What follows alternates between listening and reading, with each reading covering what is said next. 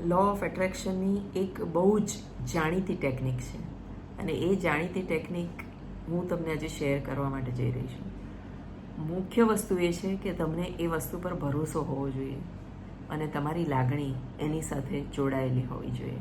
બધી ટેકનિક ત્યારે જ કામ કરે છે જ્યારે આપણી લાગણી એની સાથે જોડાયેલી હોય છે.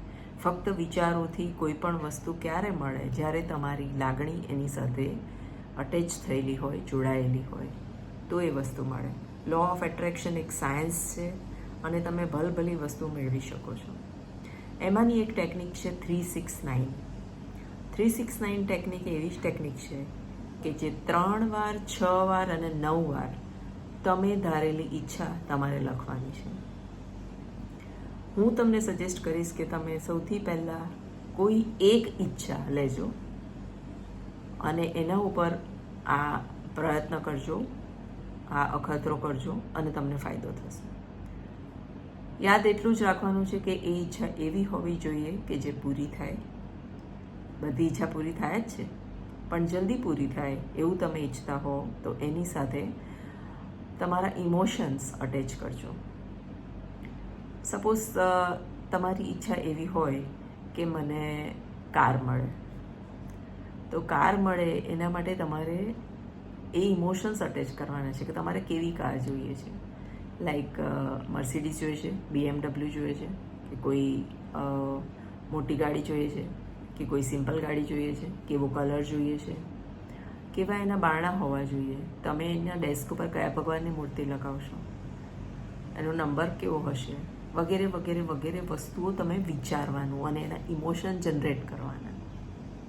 એને કહેવાય છે ઇમોશન જનરેટ કર્યા. અને એ ઇમોશન્સ સાથે તમારે સવારમાં 3 વાર, સાંજે 6 વાર અને રાત્રે 9 વાર, એને કહેવાય 369 ટેકનિક ફોર મેનિફેસ્ટેશન. તો આ ટેકનિકથી 3 વાર લખવાનું હોય છે.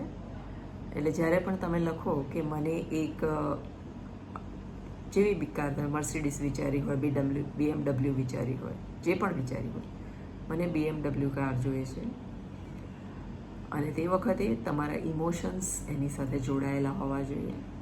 તો આ ટેકનિક બહુ બધા લોકોએ ફોલો કરી છે અને બધાને એમાં રિઝલ્ટ મળ્યું છે. 3 વાર લખવાનું, 6 વાર લખવાનું અને 9 વાર લખવાનું. સવારે લખવાનું, બપોરે લખવાનું, રાત્રે લખવાનું. એ ટાઈમ તમારે ફિક્સ રાખવાના અને એ ટાઈમે તમારે લખવાનું. અને ઘણા બધાને આ જ ટેકનિકથી ઘણી બધી વસ્તુ મેળવ્યા છે અને મળે પણ છે. તો તમે પણ આ ટેકનિકનો ઉપયોગ કરો. આ ટેકનિકનું નામ છે 369 ટેકનિક, લો ઓફ એટ્રેક્શન. ફરી મળીશું એક નવી રીત સાથે અને એક નવા એટ્રેક્શન સાથે. ત્યાં સુધી આવજો.